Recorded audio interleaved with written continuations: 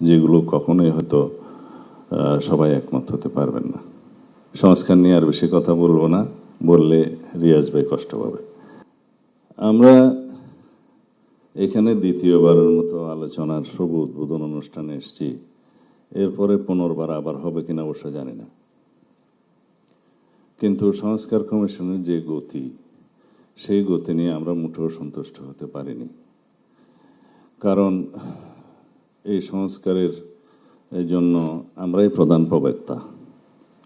আপনারা যদি সৌভাগ্যক্রমে দায়িত্ব গ্রহণ না করতেন, তাহলে যখনই ফেসিবাদের পতন হতো তখন আমাদের কমিটমেন্ট অনুসারে আমাদের যেতে হতো।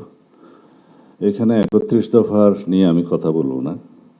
আপনাদের এমন কোনো সংস্কার নেই যেটা 31 দফার সাথে খুব একটা ম্যাচ করে নেই, তেমন না। তবে এর বাইরে আপনারা অনেক বেশি সংস্কার নিয়ে প্রস্তাব দিয়েছেন,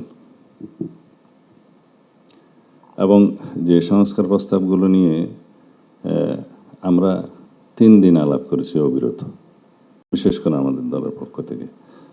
এর আগে লিখিতভাবে জবাব দিয়েছি। আপনাদের সংক্ষিপ্ত ভার্সনের যেটা আপনারা স্প্রেডশিট বলেন, সেটার সাথে আমরা খুব একটা একমত হইনি, যেহেতু এখানে বিভ্রান্তি সৃষ্টি হয়েছিল কিছু।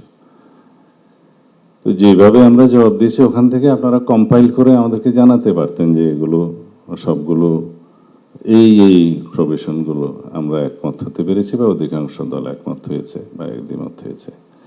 এখন জানি না আপনারা কি কি চিহ্নিত করে পরবর্তীতে কথা বলবেন। এমনিতে আলাপ আলোচনা জানতে পেরেছি কিছুটা আপনারা আইডেন্টিফাইড করেছেন যে মেজর ইস্যুসগুলো নিয়ে আপনারা আলোচনা করবেন। ওয়ালটন আবারও মিলিয়নিয়ার অফারে ওয়ালটন ফ্রিজ কিনে আপনিও হয়ে যেতে পারেন মিলিয়নিয়ার। কিন্তু আমরা যেন একটা বিষয়ে একমত হই যে let us agree to disagree on certain points, major issues, যেগুলো কখনোই হয়তো সবাই একমত হতে পারবেন না। যাই হোক, সংস্কার নিয়ে আর বেশি কথা বলবো না, বললে রিয়াজ ভাই কষ্ট পাবে। তো দ্বিতীয় হচ্ছে, আমি এখানে প্রশংসা করতে আসিনি, আমরা এখানে আলোচনা করতে এসেছি। এখন আপনাদেরকে যে বিষয়গুলো বোঝাতে পারেনি অবিরত, তো সেটাকে আজকে বোঝাতে পারবো মনে হয় না। একটি কারণও নাই ডিসেম্বরের পরে নির্বাচন।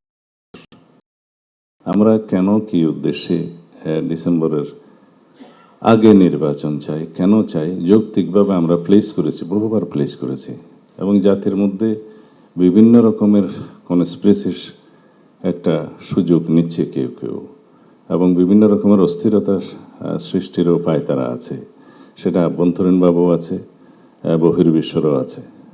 অনেকে বক্তব্য রেখেছেন যে পার্শ্ববর্তী একটা দেশ নির্বাচন চাই। ওরা নির্বাচন চায় না বলে কি আমরা অনির্দিষ্টকাল নির্বাচন চাইব না? তারা কেন নির্বাচন চায় সেটা তারা জানে। তারা বলছে তারা ইনক্লুসিভ নির্বাচন চাই। তা আপনারা তো কাউকে কাউকে এক্সক্লুড করেই দিয়েছেন, সুতরাং বোঝাই যায় তারা কে কি বলছে।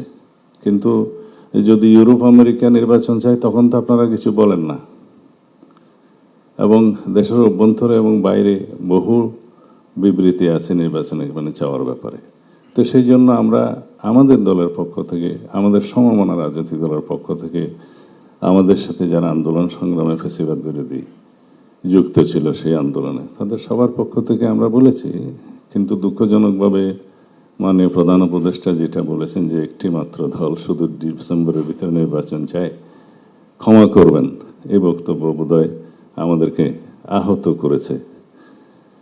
তো যাই হোক, আমরা সংস্কারের কথা বললে তো আমাদের মাননীয় আইন উপদেষ্টা বলেই দিয়েছেন যে আইন মন্ত্রণালয়ের সংস্কার প্রায় শেষ, বাকিগুলো চলমান। শুধু ওখানে একটি বিষয় আছে যে কনস্টিটিউশনালিটি দেখা হয় নাই। প্রথম যে আইনটা, অধ্যাদেশটার কথা প্রথমে যেটা আপনি বললেন যে জাজেস রিক্রুটমেন্ট অর্ডিন্যান্স বোধহয় 2025 যেটা হয়েছে, এখানে এমনকি যে জাজেস রিক্রুটমেন্ট কাউন্সিল যেটা ফরমেশন হয়েছে, সেটার কনস্টিটিউশনালিটি নাই। এই অধ্যাদেশটা চ্যালেঞ্জড হয়েছে, এবং সেই রিটটা কোনো রকম একটা অবজারভেশন দিয়ে ডিসপোজ অফ করা হয়েছে।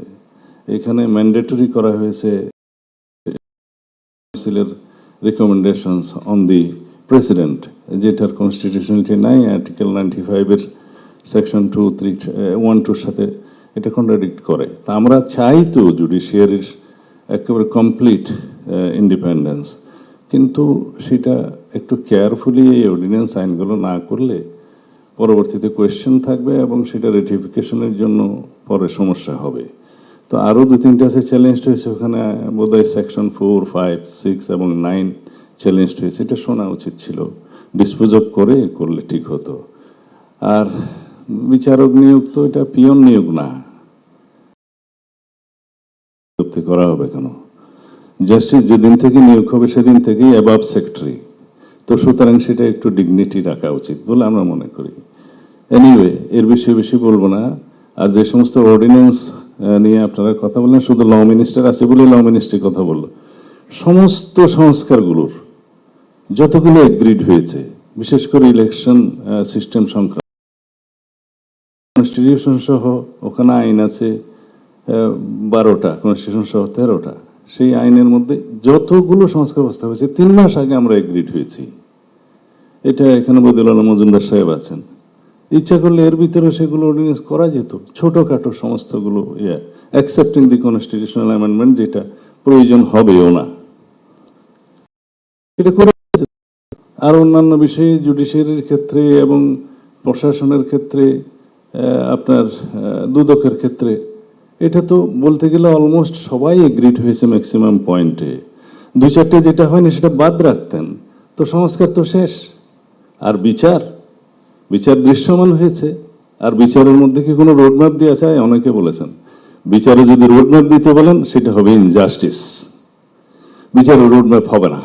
বিচার শুরু হয়েছে, করার জন্য যা যা করা দরকার, স্টিক সাপোর্ট, ইনকোয়ারি টিম বা প্রসিকিউশন টিম যা যা বাড়ানো দরকার, ট্রাইব্যুনাল বাড়ানো দরকার, যা কিছু সাপোর্ট দরকার সেটা সরকার করবে। আমাদের প্রয়োজন হলে আমরা কোঅপারেট করব, বিচার চলবে সেটার গতিতে।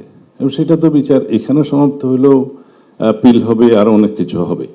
তবে প্রধান উপদেষ্টা জাতি অবশ্যই দেখতে চাচ্ছে বিফোর 5th আগস্ট অ্যাটলিস্ট একটা বিচার যেন মানুষ রায় দেখতে পায়। অবশ্যই এর মধ্যে কোনো জোরাজুরি জবরদস্তি নেই, কিন্তু এটা জাতির প্রত্যাশা।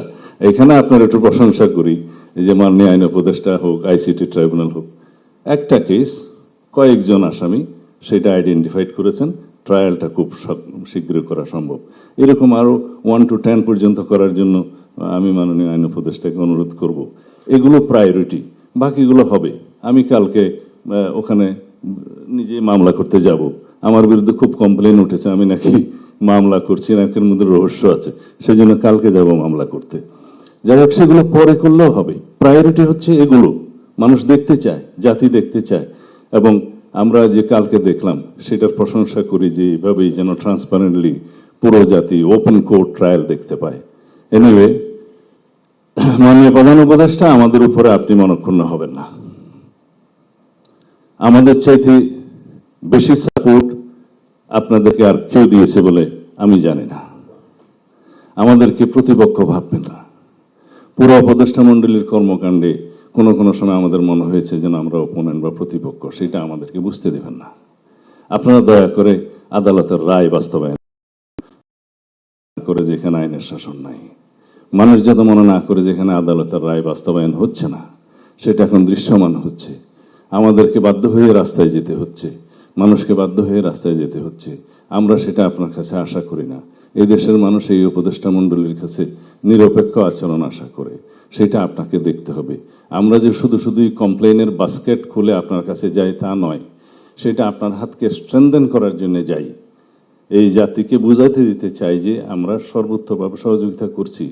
আর সবসময় প্রশংসা নিয়ে যদি আপনার কাছে যাই, যে সমস্ত লোকজন উপদেষ্টা মণ্ডলীর শুধু আপনাকে বাইরের দৃশ্য সম্পর্কে বলে না, শুধুমাত্র প্রশংসা করে, সরকার তো কয়েকবার দেখছি, বিরোধী দলেও দেখছি, তারাই হচ্ছে সবচাইতে বেশি ক্ষতি করে সরকারের সমালোচনা যারা বেশি করে, আপনার ঘরের মধ্যে যারা আপনার সমালোচনা করবে, ধরে দেবে, তারা আপনার বন্ধু।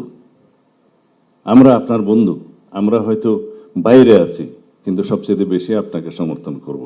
দয়া করে সবকিছু বিবেচনায় না করে একটা রোডম্যাপ দিবেন, ডিসেম্বরের ভিতরে নির্বাচনের জন্য, সেটা আমাদের দাবি। আর যদি কোনো যুক্তি থাকে তাহলে পরে আপনি সেটা জাতির কাছে উপস্থাপন করবেন এবং সেভাবে বলবেন। এখানে সবাই সেই কথাই বলেছে, যাতে আমরা ফ্যাসিবাদ বিরোধী জাতীয় ঐক্যটাকে ধরে রেখে শক্তিতে পরিণত করে আগামী দিনেও আমরা একটা বাংলাদেশ, এমনভাবে কার্যকর বাংলাদেশ, গণতান্ত্রিক বাংলাদেশ বিনির্মাণ করতে পারি, যেখানে আমরা সবাই নিজেদের মধ্যে বিতর্ক করব, আমরা সবাই নিজেদের মধ্যে দ্বিমত হব, বহুমত হব, কিন্তু রাস্তা একটাতে এগিয়ে যাব। এটা যেন আমরা দেখতে পাই। ধন্যবাদ।